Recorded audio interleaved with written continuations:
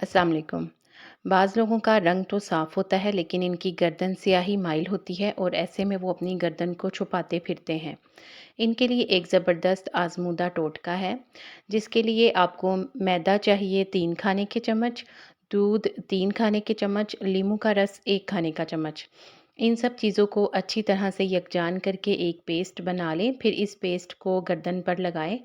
लेकिन आपने इसको फ़ौरन नहीं धो लेना, 10-15 मिनट इसको लगा रहने दें ताकि ये अच्छी तरह से खुश्क हो जाए। जब ये पेस्ट खुश्क हो जाए तो गर्दन को ठंडे पानी से धो लें। अगर सर्दी है तो आप नीम गर्म पानी भी इस्तेमाल कर सकते हैं। हफ़्ते में 3-4 बार इस नुस्खे को इस्तेमाल करें, यानी 1 दिन छोड़ के 1 दिन लगाएँ। इससे गर्दन की स्याही ख़त्म हो जाएगी और गर्दन की रंगत भी साफ़ और गोरी हो जाएगी। हाथों की सफाई।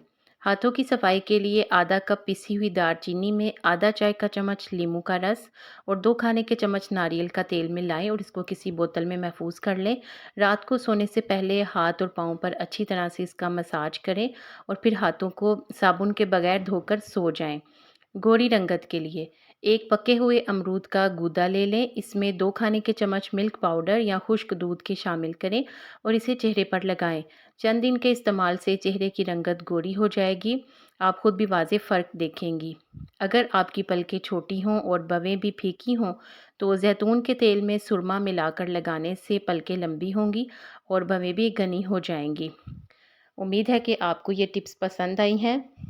अच्छी लगी हैं तो वीडियो को लाइक कर दें। मज़ीद अच्छी टिप्स के लिए चैनल को सब्सक्राइब कर दें। जज़ाकल्लाह।